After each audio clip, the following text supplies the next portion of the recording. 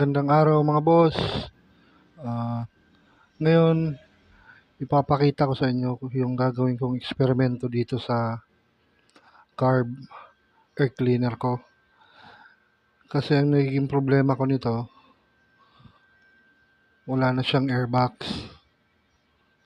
Hindi na rin siya pwedeng lagyan kasi gawa nga ng yung chassis natin, naka-modified na, naka-delta box na tayo. Yan. Tapos yung monoshock niya, hindi na yung original ng DT na nakahiga.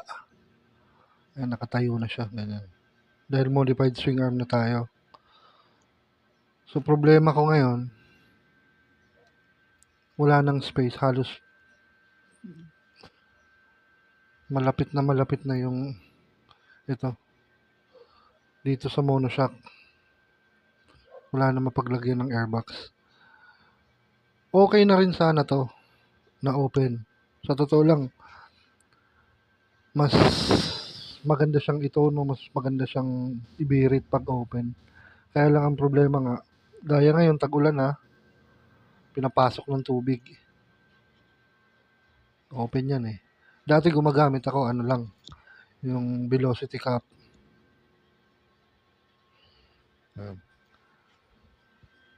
Trinay ko siyang lagyan ng mushroom na air filter. Ang problema naman kinakapos. Kulang sa hangin. So,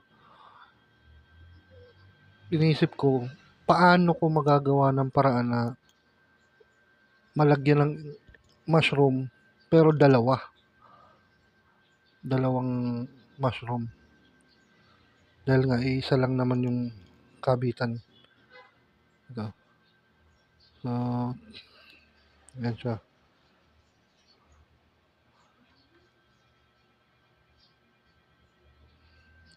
Subukan kong gawa ng paraan. Ito yung naisip ko mga boss. Bumili ako ng elbow ng PVC numero 2. D2 ito eh. So, kinailangan ko ng 3 nito. 3. Tapos, puputulin ko to. Siguro mga dito. Yan. Kabilaan. Tapos, pagdidikitin yung dalawa. Parang ganito. Yan. Huwag kayong ma-confuse ha. Pareho lang to.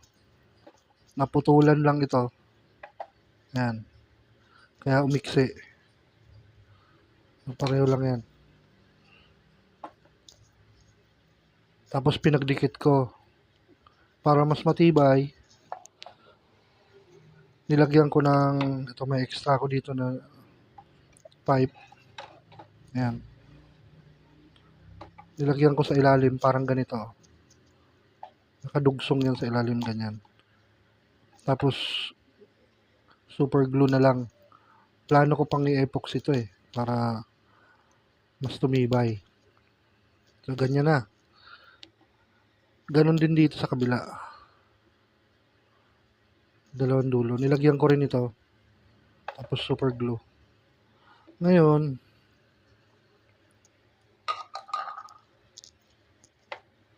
bumili ako sa Shopee ng mushroom. Yung ordinary lang. Ang hinahanap ko yung malaki. Yan.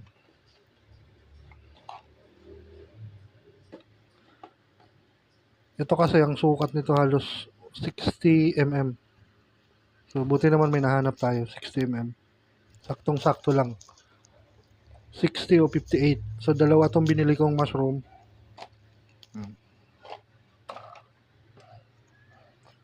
Ngayon, ang plano ko, dyan.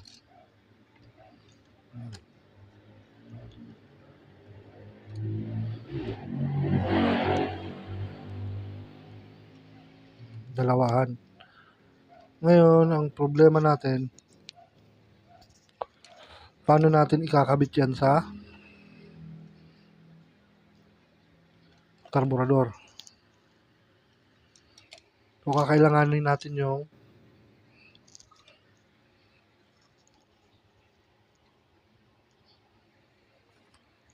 Ito.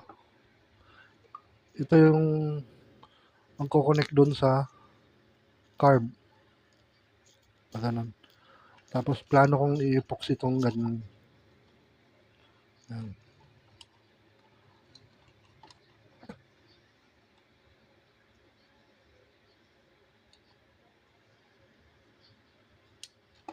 Ang isang issue, malaki masyado itong butas.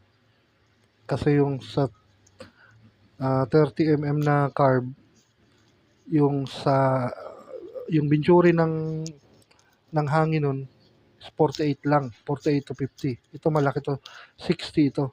So, pag sinaksak mo to doon, maluwag at hindi mo rin maika-clamp to ng ganitong clamp. Hindi mo maika-clamp to, matigas to eh. So, maglalagay ako ng spacer dito, at least goma. Tapos gawan na lang natin ng paraan to para maipit niya. So, babawasan ko rin to. Babawasan ko to. Once na idugtong na yan ganyan, pinturahan ko na lang.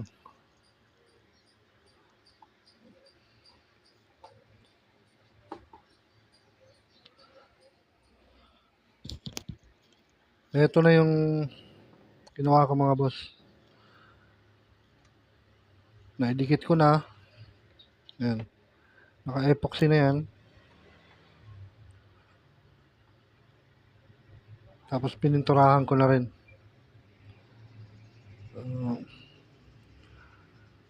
Tinanggal ko na rin yung carb para maisukat natin. Ito yung carb.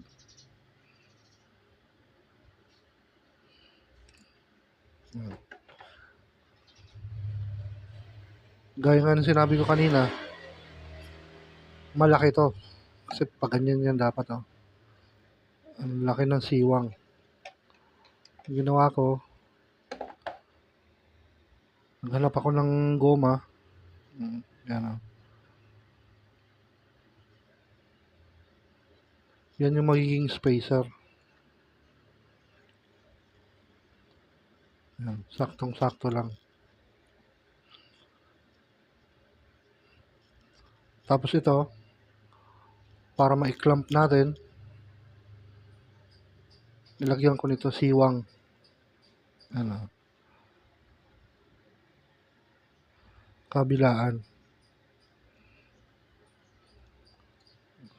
Pag nilagay mo siya,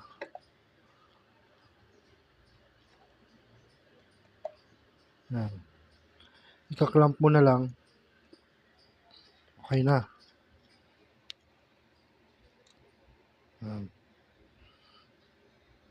Ganyan magiging itsura niya. Ika-clamp ko na lang dito. Tapos, yung dalawang mushroom. Yan.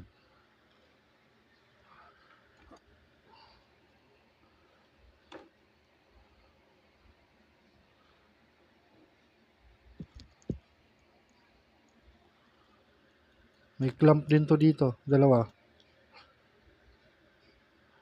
Para hindi matanggal.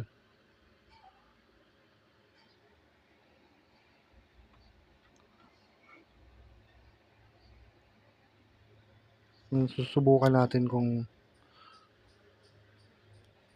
hindi ba siya kapos.